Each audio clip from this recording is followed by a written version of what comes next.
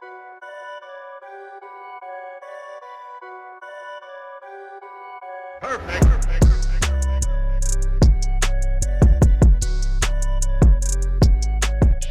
going on, everybody, and welcome back to The Observant Lineman. I'm your Observant Lineman, Uche Nwaneri.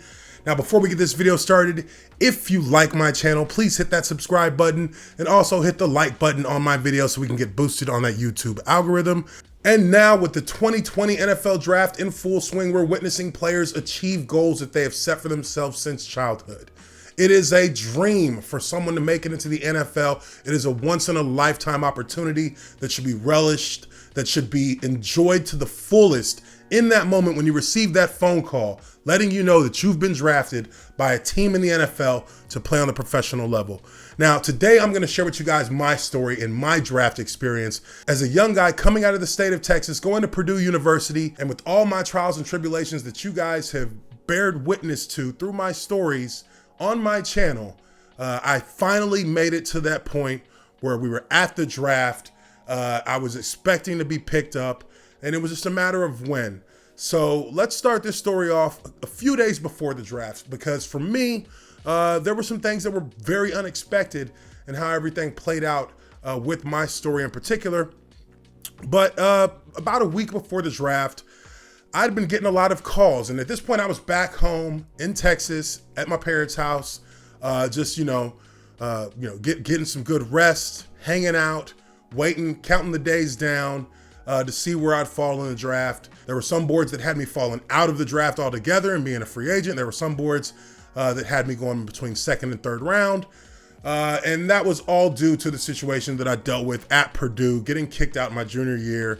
That was something that was still kind of hanging over my head as far as the commentators of the draft were concerned. But for this week, I just kind of relaxed, chilled out, hung with my family, hung with my parents, hung with my siblings.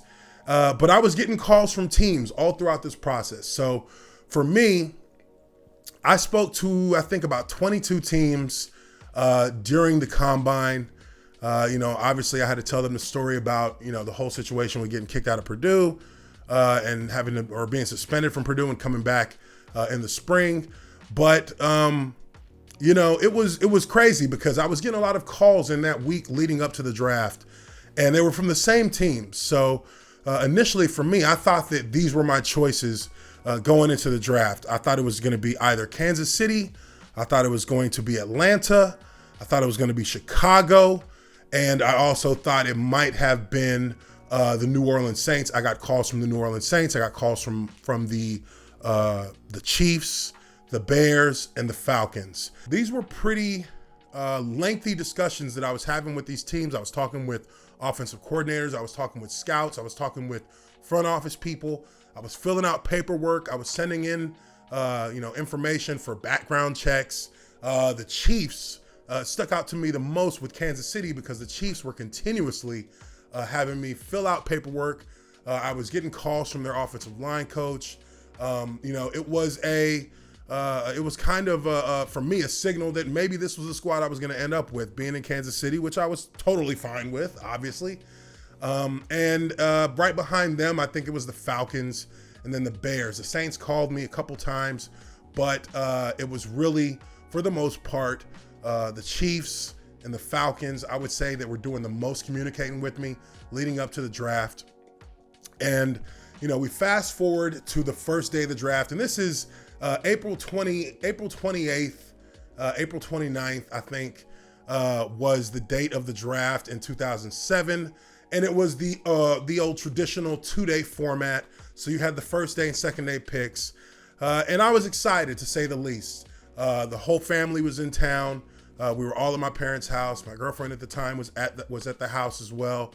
So it was just a time for us to kind of, just get ready for the unexpected. And, I was kind of hoping that the first day was going to be a win for me. I was hoping that it would be a second or third round pick. And my agent was in contact with a few teams. He was also waiting patiently to see where I would end up.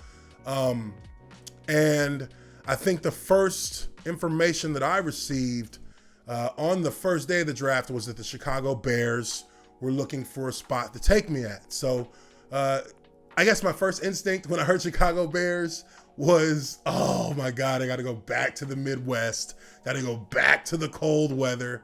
It wasn't something that I was necessarily looking forward to. But at the same time, you know, who's going to be picky about what team they get drafted to in the NFL? Whoever drafts you, you'll be more than happy to go and play for them. So, you know, we waited out that first day, and it was funny. I got a little bit frustrated seeing some guys get drafted before me who I knew weren't better players than I was. They weren't better players than I was, and it just really kind of created a bit of anxiety within me that if I don't get picked on the first day, then I only got one day left, and you know, if I don't get picked on the second day, then I'm not drafted, obviously. So, you know, it's funny. My mom picked up on that kind of vibe coming from me because she could see that I was getting frustrated. I was seeing other guys get picked, and you know, I was texting my agent. And my agent was like, you know, teams are, you know, they're looking, but he didn't really give me any kind of real information to lean on. I'm not so sure he even knew himself. But it was my mom who came up to me. I kind of walked out of the living room because, you know, obviously the screen, the TV's in there, and everybody's glued to the screen watching the names go by. And I kind of walked out of the room, just kind of wanted to stand up, move around a little bit. I was getting really tight just because, you know, this is a huge moment. I mean, everybody knows that. It's a huge moment. There's a lot of, there's some nervousness in there. There's some anxiety in there. And my mom comes up to me and she just looks at me. She says, hey, look, it's okay. If you don't get drafted, it's okay. You don't need to worry about whether or not a team is going to pick you. The fact that you're in this position in your life is something that you have to be grateful for. It's something that you have to, you know, realize that this is an achievement in and of itself, that you are in a position to be selected to play professional football. And there are not many people in this world who can say the same thing. And there are a lot of people who had the same dream as you've had. So just be in the moment. Don't worry about what hasn't happened. Just stay in the moment. And, you know, relax, you know, everything will be fine regardless of what happens. And, you know, obviously that's always such an amazing thing to hear from your mom. You know, your mom always knows what to say to kind of bring you back down and give you that perspective. And, you know, it did calm me down a little bit there to know that, you know, my parents didn't see this as any kind of failure if I didn't get drafted. They were, you know, happy and grateful that we were in the position. And, you know, for the rest of that day, I just kind of chilled out and just, you know, tried to keep that in mind as the draft continued. So that first day goes on by. I don't get drafted in the first day. So obviously, you know, now we're in a position where I'm thinking this is the second day, you know, here we go. Let's see what happens. And much like the first day, there's a bit of anxiety there. And I was really, you know, tight in the chest, like what's going to happen? What's going to happen?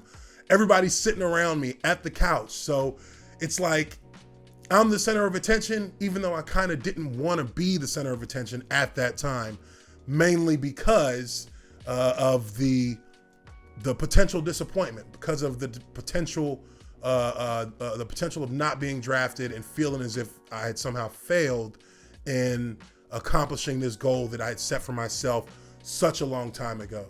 So we move forward and we're now in the 5th round, and I'm sitting there on the couch hanging out, talking to my girlfriend, you know, talking to my brother. My dad's on the phone with one of his friends because everybody in our Nigerian community is kind of monitoring the situation. And my phone rings. I pick up the phone. It was from an area code that I didn't recognize, even though it was, you know, okay, so where my parents live in Texas is in Denton. Denton is a 940 area code. And the phone rang and it was a 904 area code.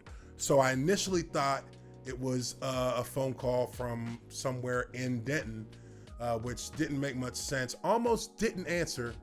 But picked up the phone, and it was the general manager Shaq Harris for the Jacksonville Jaguars, who called me and he said, "Is this Uche Nwaneri?" And I'm like, "Yeah, this is Uche Nwaneri."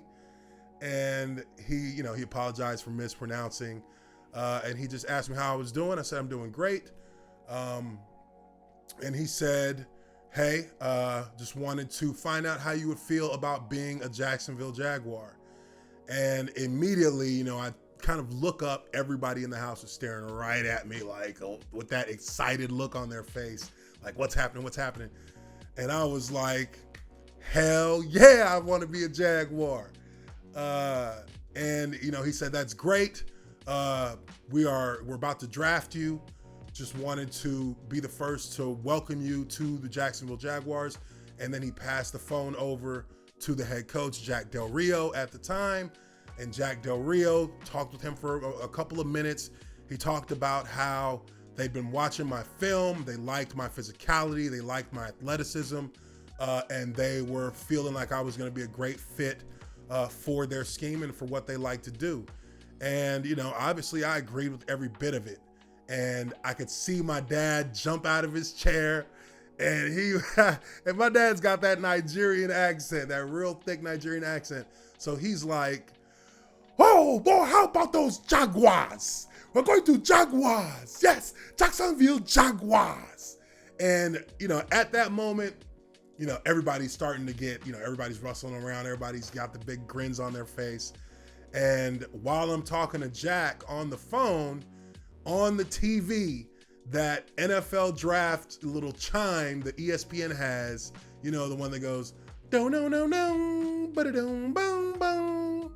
And then you see my mugshot pop up from Purdue, and I have my name, Uche Nwaneri, guard, Purdue, picked by the Jacksonville Jaguars. And as soon as that happened, everybody in the house erupted. Mom, aunt, dad, brothers, sister, girlfriend, everybody screaming, yelling. And, Jack is on the phone like, "Yeah, so guess your family's pretty excited," which I could barely hear anything he was saying, by the way. But I kind of started walking towards the backyard door so I could, kind of stick my head out the door so I could hear him, because it was like pandemonium in the house. So everybody's running around screaming. And it was weird because right at that moment, while everybody's screaming, the air conditioning vent over the living room just starts spilling out water, and water just starts raining from the ceiling. And my sister is like, "We make it rain on them hoes, make it rain." My sister got her little dance and chime that she does. It was just one of those milestone moments. And the water spilling out of the vents kind of signified, this whole like crazy event taking place. Little did we know it was an overflow in the toilet upstairs. Nothing nasty, nothing crazy like that, but the water just didn't drain down when the toilet was flushed. So, we had water coming out of the ceiling, and so that was going to have to be addressed. But at that moment, nobody cared. It was all about, this achievement that had been reached. They were, everybody was ecstatic. I was ecstatic. I was very much looking forward to it.